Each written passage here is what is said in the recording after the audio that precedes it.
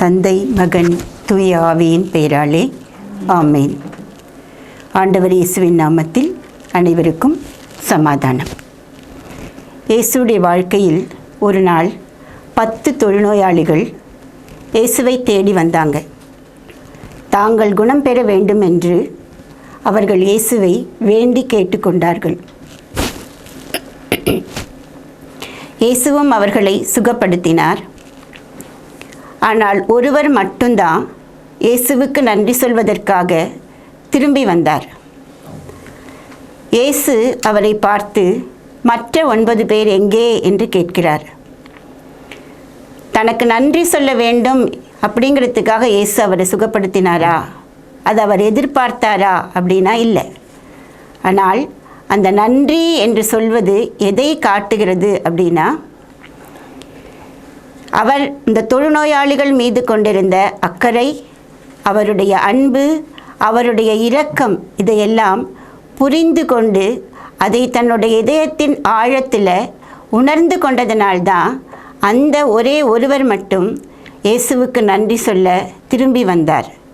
எப்படி ஒரு பிள்ளை தன் பெற்றோருடைய கஷ்டத்தையும் தியாகத்தையும் உணர்ந்து அவர்களுக்கு கீழ்ப்படுகிற அன்பு செய்கிற ஒரு பிள்ளையாய் இருக்கிறதோ, அதுபோலவே ஆண்டவர் இயேசுவின் அன்பையும் இரக்கத்தையும் அவருடைய அக்கறையையும் நாம் புரிந்து கொள்ளும்போது மட்டும்தான் நம்முடைய இதயத்தின் ஆழத்திலிருந்து அவருக்கு நன்றி என்பதை நாம் சொல்ல முடியும்.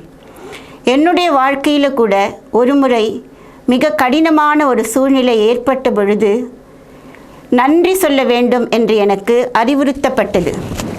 அது எனக்கு ரொம்பவும் கஷ்டமாக இருந்தது.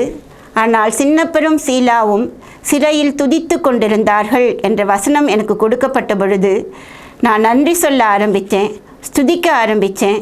அந்த ஸ்துதியின் முடிவில் அந்த பிரச்சனையிலிருந்து ஒரு தீர்வு, ஒரு விடுதலை, ஒரு தெளிவு எனக்கு கிடைச்சது. ஸ்துதியினுடைய மிகப்பெரிய ஆசீர்வாதம் இதுதான்.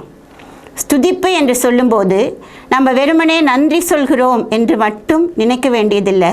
ஏன்னா ஸ்துதிப்பு அல்லது ஸ்துதி என்பது 5 காரியங்களை தனக்குள்ள அடக்கி கொண்டிருக்கிறது.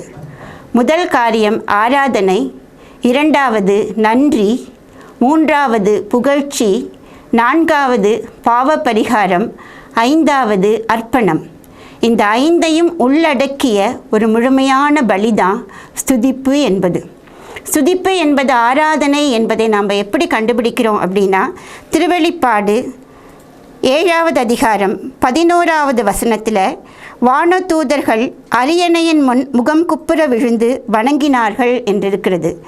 அதே நூலில் 4வது அதிகாரம் 8 முதல் 10 வரை உள்ள வசனங்கள் பார்த்தோம்னா, 24 மூப்பர்கள் அரியணையில் வீற்றிருந்தவர் முன் விழுந்து அவரை வணங்கினார்கள் அப்படின்னு எழுதப்பட்டிருக்கிறது. அப்போது ஸ்துதிப்பு என்பது ஆண்டவரை ஆராதிப்பது. முதல்ல இருக்கக்கூடிய மிகப்பெரிய பண்பு அந்த ஆராதனை. அந்த ஆராதனையை நாம் ஸ்துதியின் போது செலுத்துகிறோம். அது மட்டுமல்ல, ஸ்துதிப்பு என்பது நாம் ஆண்டவருக்கு நன்றி சொல்லுவது.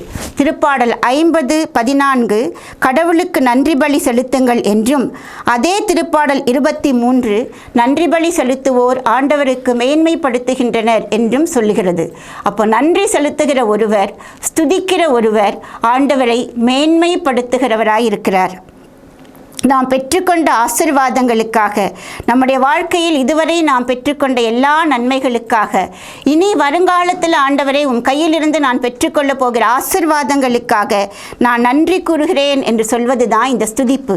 இதனால் தான் திருப்பாடல் 116 குறிப்பிடப்பட்டிருக்கிறது, ஆண்டவர் எனக்கு செய்த எல்லா நன்மைகளுக்காகவும் நான் என்ன கைமாறு செய்வேன், மீட்புக்காக நன்றி கூறி கிண்ணத்தை கையில் எடுத்து ஆண்டவரது பெயரை தொழுதிடுவேன். அப்போ நன்றி சொல்வது என்பது ஆண்டவரை தொழுவது, ஆண்டவருக்கு காணிக்கை அளிப்பது. ஏன்னா நன்றி செலுத்தும் போது நாம் நம்முடைய விசுவாசத்தை அறிக்கையிடுகிறோம். மேலும் இந்த ஸ்துதிப்பு என்பது ஆண்டவருக்குரிய புகழ்ச்சி அளிப்பதாக அமைந்து விடுகிறது. ஆண்டவருடைய எல்லா வல்ல செயல்களையும் நினைவு கூர்ந்து அவரை மகிமைப்படுத்துவது, அவரை மாட்சிப்படுத்துவது தான் ஸ்துதிப்பு என்பது. எபிரேயருக்கு எழுதப்பட்ட திருமுகம் 13வது அதிகாரம் 15வது வசனம் சொல்லுகிறது, அவர் வழியாக, அதாவது ஆண்டவர் இயேசு கிறிஸ்துவின் வழியாக நாம் எப்பொழுதும் புகழ்ச்சி பலி செலுத்துவோமாக. அவரது பெயரை அறிக்கையிடுவதன் வழியாக நாம் உதடுகள் செலுத்தும் காணிக்கையே இப்புகழ்ச்சி பலியாகும். அப்போ ஸ்துதிப்பு என்பது என்ன? ஆண்டவருக்கு நாம் செலுத்தக்கூடிய புகழ்ச்சி பலி, ஆண்டவருக்கு நாம் செலுத்தக்கூடிய காணிக்கை. இந்த புகழ்ச்சி பலி ஏற்படுத்துவதில் நாம் ஆண்டவருக்கு மகிழ்ச்சி தருகிறோம். அதனால்தான் சீராக்கின் புத்தகம் சொல்லுகிறது, அவரை புகழ்வதில் ஒருபொழுதும் நீங்கள் நாணமடையாதிருப்பீர்களாக என்று. நாம் ஸ்துதிக்கிற பொழுது ஆண்டவரை ஆராதிக்கிறோம், அவருக்கு நன்றி செலுத்துகிறோம், அவரை புகழ்கிறோம். அது மட்டுமல்ல, நாம் பாவங்களால் அவருக்கு வருவித்த எல்லா நிந்தைகளுக்கும் நாம் பரிகாரம் செய்கிறோம். பாவம் செய்யும்போது நாம் ஆண்டவருடைய மாட்சியை, அவருக்கு குறித்தான பெருமையை நாம் குறைத்து விடுகிறோம், அதை நாம் களங்கப்படுத்துகிறோம். அப்போ எப்படி அதற்கு பரிகாரம் செய்வது அப்படின்னா, திருப்பாடல் ஆசிரியர் தாவீது சொல்லுகிறார், ஆண்டவரே, இரத்தப்பழியினின்று என்னை விடுவித்தருளும், என்னுடைய இதழ்களை திறந்தருளும், அப்பொழுது என் நா உமது புகழை சாற்றிடும். அவருக்கு தெரிந்திருக்கிறது, புகழ்ச்சி பலி ஒன்றுதான் ஆண்டவருக்கான பரிகார பலியாகவும் அமையும் என்று. அப்போ பாவம் செய்த நாம் பரிகாரம் செய்வது எப்படி அப்படின்னா, ஆண்டவரை ஸ்துதிப்பதன் மூலமாக தான். அதனால தான் ஓசேயா புத்தகம் 14வது அதிகாரம் 2வது வசனம் சொல்லுகிறது, ஆண்டவரே, தீமை அனைத்தையும் எங்களிடமிருந்து அகற்றியருளும், நன்மையானதை ஏற்றுக்கொள்ளும், எங்கள் வாய்மொழியாம் கனிகளை நாங்கள் உமக்கு படைக்கிறோம் என்று. அப்போது ஸ்துதிபலி என்பது நாம் ஆண்டவருக்கு செலுத்தக்கூடிய பரிகார முயற்சியாக இருக்கிறது என்பதை நாம் இதிலிருந்து புரிந்து கொள்ளுகிறோம். மேலும் நம்முடைய ஸ்துதிப்பு என்பது ஆண்டவருக்கு நம்மை முழுவதும் நாம் அர்ப்பணிக்கிறோம் என்பதனுடைய ஒரு அடையாளமாக இருக்கிறது. நான் யார், என்னுடைய நிலை என்ன, ஆண்டவர் யார் என்பதை நான் புரிந்து அதை ஏற்றுக்கொண்டு நான் ஆண்டவரை நோக்கி ஸ்துதிக்கிறேன். எனக்கு இருக்கிற விருப்பம், என்னுடைய எதிர்பார்ப்பு, என்னுடைய ஏக்கம், என்னுடைய கவலை, என்னுடைய புத்தி, என்னுடைய திறமை, என்னுடைய வாழ்க்கை என்னுடையது என்று நான் நினைக்கிற எல்லாவற்றையும் நான் ஆண்டவருக்கு அர்ப்பணிக்கிறேன். அர்ப்பணிச்சுட்டு, ஆண்டவரே, நான் ஒன்றும் இல்லை, என்னை முழுவதும் உமக்கு ஒப்புக் கொடுக்கிறேன் என்று சொல்லக்கூடியது தான் இந்த ஸ்துதிப்பு பலி. பழைய ஏற்பாட்டு நூலில் நாம் பார்க்கிறோம், 2 குறிப்பேடு 20வது அதிகாரத்தில் யோசபாத் அரசன் சண்டைக்கு போகும்போது ஆண்டவர்கிட்ட போய் ஜெபிக்கிறான். ஆண்டவர் அவனுக்கு ஒரு கட்டளை கொடுக்கிறார், நீ பாடகர் குழுவை முன்னால் அனுப்பி ஆண்டவரை போற்றுங்கள், ஏனெனில் அவர் நல்லவர், என்றென்றும் உள்ளது அவரது இரக்கம் என்று சொல்லி ஸ்துதிக்க வைக்கணும். யோசபாத் அரசன் அநேக போர்களை கண்டவன், போர் திறமையுடையவன், போர் அறிவு உள்ளவன்.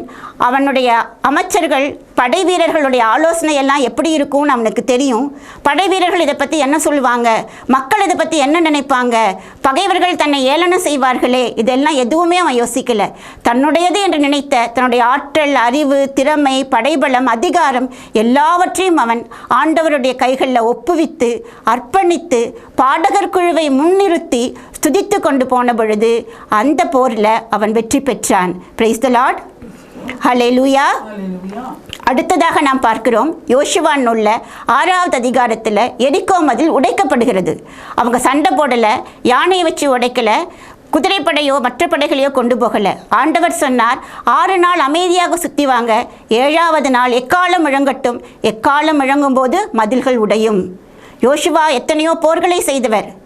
அப்போ மக்கள் என்ன சொல்லுவாங்க, எதிரிகள் என்னை பார்த்து நகைப்பார்களே, இவன் வீரமற்றவன், இவன் புத்தியற்றவன் சொல்லுவாங்களே, எதையும் அவர் யோசிக்கல.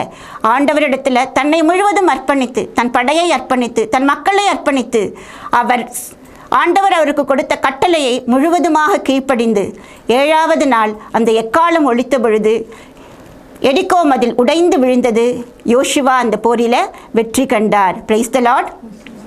அதனால் ஒரு புகழ்ச்சி பலி, ஒரு ஸ்துதிப்பு என்பது நாம் ஆண்டவரை ஆராதிக்கிறோம், அவருக்கு நன்றி செலுத்துகிறோம், அவரை புகழ்கிறோம், நம் பாவங்களுக்கு பரிகாரம் செய்கிறோம், அவருக்கு நம்மை முழுவதும் அர்ப்பணிக்கிறோம் என்கிற இந்த 5 செயல்களை ஸ்துதிப்பு என்கிற ஒரே வார்த்தையில், ஒரே செயலில் நாம் அடக்கி விடுகிறோம். இயேசுவோட வாழ்க்கையில் கூட அவர் எல்லா நிலைகளிலும், எல்லா சந்தர்ப்பங்களிலும் ஸ்துதிச்சிருக்கிறார். 5 அப்பம் 2 மீன்களை அவர் பழுக செய்த அந்த புதுமையில் யோவான் நற்செய்தி 6வது அதிகாரம் 11வது வசனத்தில் பார்க்கிறோம், இயேசு அப்பங்களை எடுத்து நன்றி கூறி ஆசீர்வதித்து அதை பகிர்ந்தளித்தார். அதே போலவே லாசருடைய கல்லறையின் முன் நின்று அவரை உயிர்ப்பிக்கும் முன்னாடி இயேசு வானத்தை அண்ணாந்து பார்த்து தந்தையை நோக்கி, தந்தையே, நீர் என் குரலுக்கு செவி சாய்த்ததற்காக உமக்கு நன்றி செலுத்துகிறேன்னு சொல்லி ஜெபிக்கிறார். அவ்வாறே அவர் ராவுணவில் அப்பத்தை எடுத்து நன்றி கூறி அதை பிட்டு தம் சீடர்களுக்கு அளிக்கிறார். மீண்டும் கிண்ணத்தை எடுத்து நன்றி கூறி அதை தம் சீடர்களுக்கு பகிர்ந்தளிக்கிறார். அப்போ இயேசுவோடைய வாழ்க்கையில் ஒவ்வொரு நாளும் முதன்மையான இடம் பெற்றிருந்தது இந்த ஸ்துதிப்பு என்கிற ஜெபம்தான். தந்தையோடு அவர் உறவாடின ஒவ்வொரு நேரமும் இந்த புகழ்ச்சி பலியை, இந்த ஸ்துதிப்பை அவர் ஏறெடுத்திருக்கிறார். தந்தையின் பிள்ளைகளாகவும் இயேசுவின் சகோதரர்களாகவும் இருக்கிற நாமும் நம்முடைய ஜெபத்தில் இந்த ஸ்துதிப்புக்கு எவ்வளவு முக்கியத்துவம் கொடுக்கிறோம். ஏன்னா ஸ்துதிப்பு இல்லாத ஒரு ஜெபம் ஏதோ ஒரு உயிர் அணு குறைந்தது மாதிரி இருக்கக்கூடிய ஜெபமாக இருக்கும், முழுமையான ஒரு ஜெபமாக இருக்காது. ஆதலால் இந்த வேளையில் நாம் ஆண்டவரை ஸ்துதிக்க மறந்த நேரங்களுக்காக ஆண்டவரிடம் மன்னிப்பு கேட்டு அந்த ஸ்துதிப்பினுடைய கிருபையை, வரத்தை நமக்கு தரும்படியாக ஜெபிப்போம். ஆண்டவராகிய இயேசுவே, எங்களை முழுவதும் உடைய கரத்தில் ஒப்புக் கொடுக்கிறோம். தந்தையோடு உம்மை ஒன்றிக்க செய்த அந்த ஸ்துதிப்பினுடைய கிருபையை எங்களுக்கு தாரும். பரிசுத்த ஆவியானவரே, எங்களுடைய இதழ்களையும் உதடையும் எண்ணங்களையும் நீர் ஆட்கொண்டு ஸ்துதிக்கிற கிருபையினால, வரத்தினால எங்களை நிரப்புவீராக. ஆமென்.